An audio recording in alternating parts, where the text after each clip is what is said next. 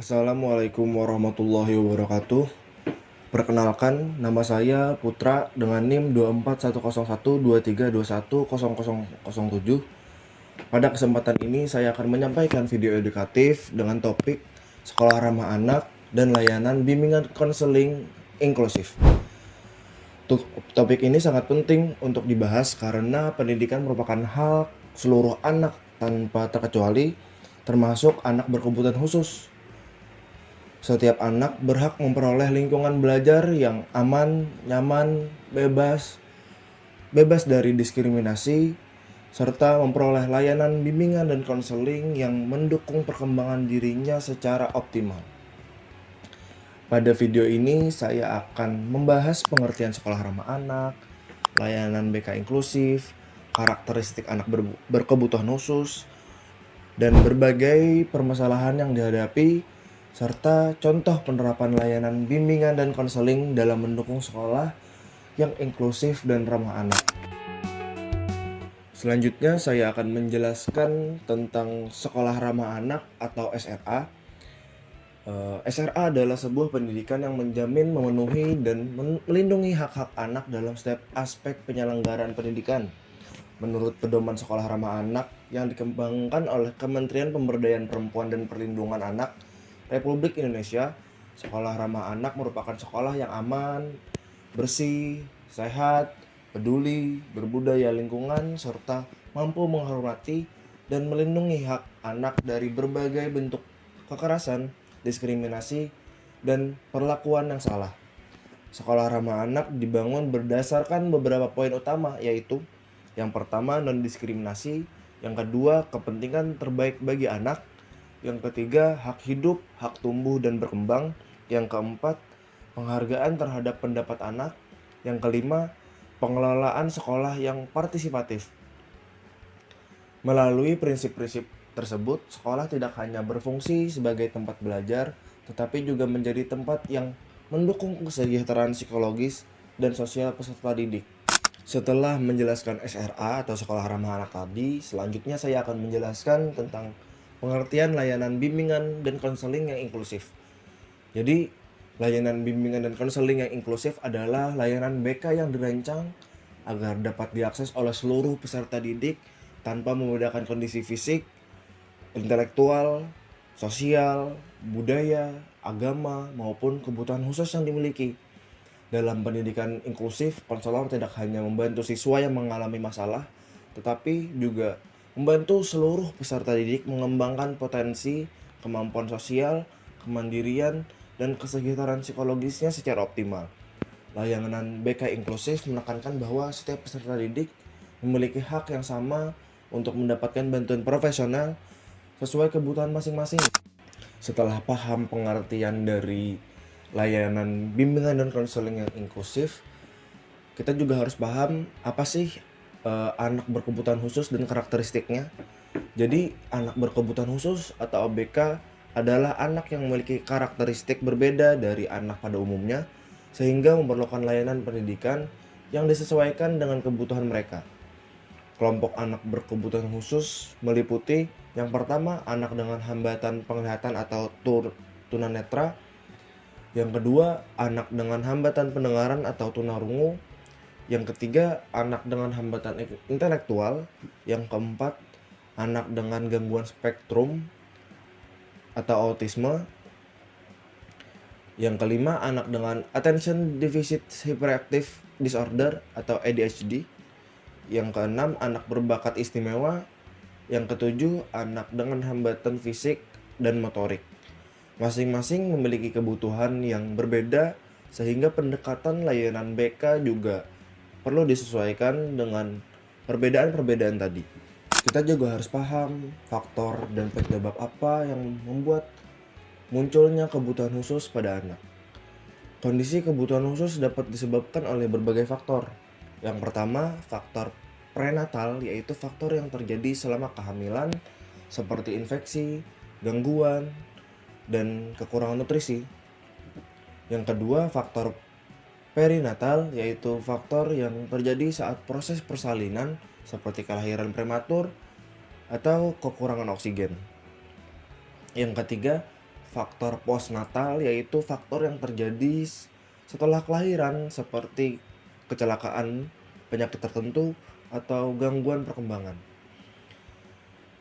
Pemahaman mengenai faktor-faktor tersebut penting agar sekolah dapat memberikan dukungan yang tepat sesuai kebutuhan peserta didik. Kita juga harus mengetahui apa aja kebutuhan perkembangan anak berkebutuhan khusus.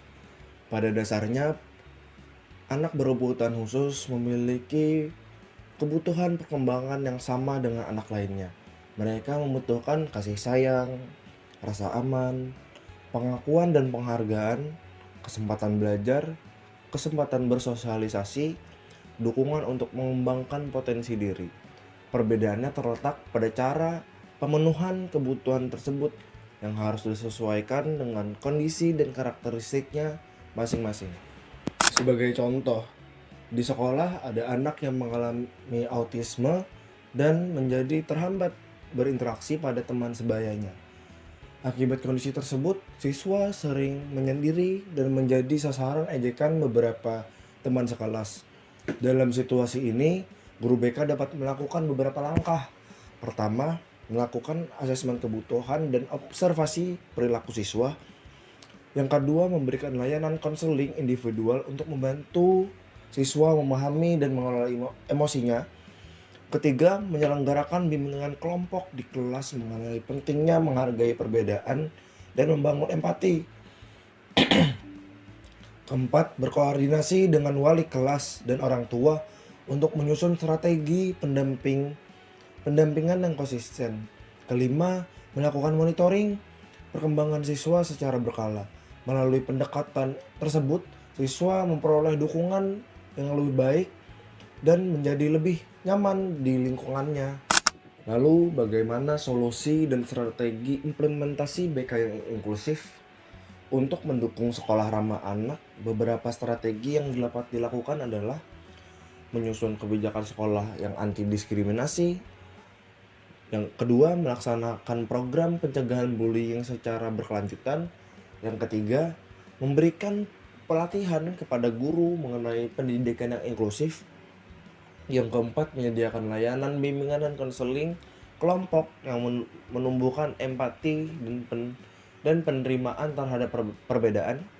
Yang keenam, melakukan kolaborasi aktif antara sekolah, keluarga, dan masyarakat.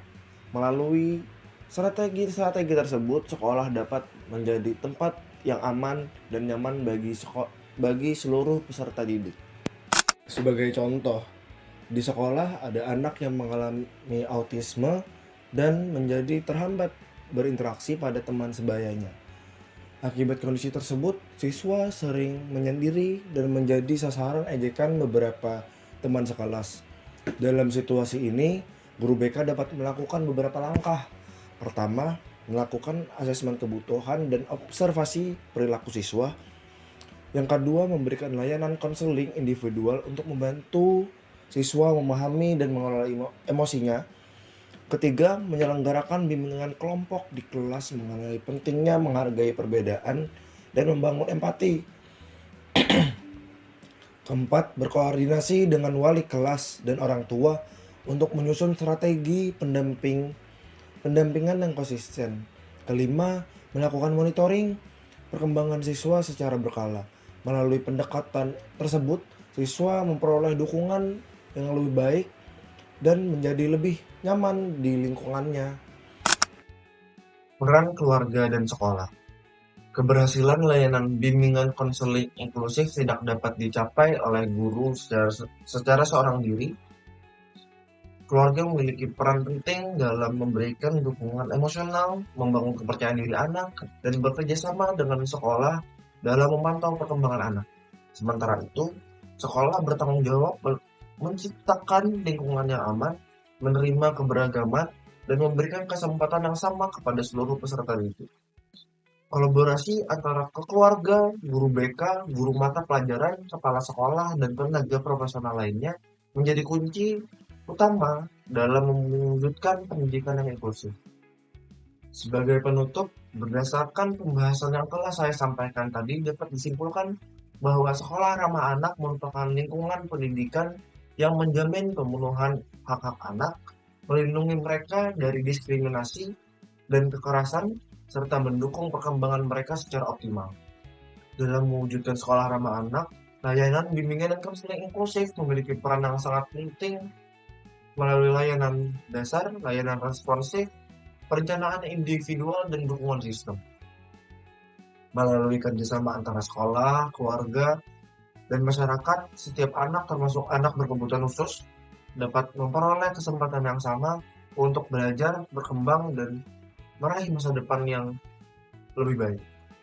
Mari bersama, mari bersama-sama menciptakan lingkungan pendidikan yang menghargai keberagaman dan memberikan ruang bagi setiap anak untuk tumbuh sesuai potensinya. Terima kasih atas perhatian yang telah Anda berikan. Wassalamualaikum warahmatullahi wabarakatuh.